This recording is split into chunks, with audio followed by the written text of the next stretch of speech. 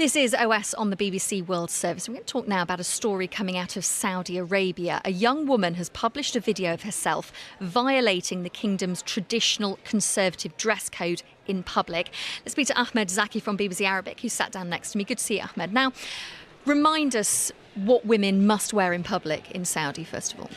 Well, most of the women in Saudi Arabia cities, they wear abaya, which is like a very long black thobe or a black dress which covers the face. Some of them, they don't cover their face, but like 90%, if you are walking in a Saudi city, 90% of women will be covering everything and probably will see only their eyes. In Jeddah, it's slightly different, where probably these kind of rules are relaxed, but most of them also wear abaya. They don't wear skirts or mini skirts. You don't see, but you can see their face and, of course, their hands and probably like a centi or two of their hair.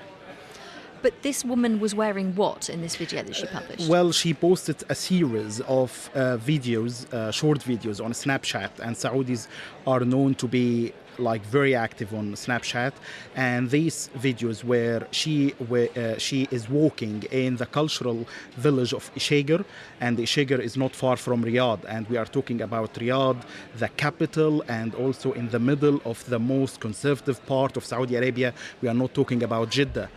So these videos, she is walking and she is wearing a miniskirt and like, you know, all of her thighs and legs, and like it was like, you know, a young woman walking in Oxford Circus.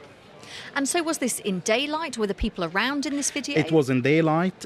She was also playing with some sand in the dunes, which is not far from Riyadh, but you cannot see any person like in the streets of the cultural village in Ishager. So most likely, probably she was filmed on the Friday, where probably no one will go in the daylight, you know, walking. Most of them will be inside their houses.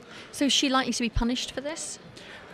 Yes. Well, if you go on Twitter and you see all the Saudi active tweets, they are posting like a scan of a Saudi decision from the Saudi police, which is saying that we need to arrest this woman for violating the rules of the kingdom. There is also a very active hashtag, put Model Khulud. Her name is her Snapchat nickname is Model Khulud. So the hashtag is we demand to put Model Khulud on trial.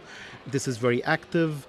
Of course, when you go on all the tweets on this hashtag, you will find a lot of condemning tweets against her, because this is a very conservative society. But also you have pockets of young Saudi, liberal Saudis, who are saying that actually she is being punished because she doesn't have the name of Ivanka Trump or Melania Trump, whom visited Saudi Arabia lately, and they were not they did not have the dress code of the country.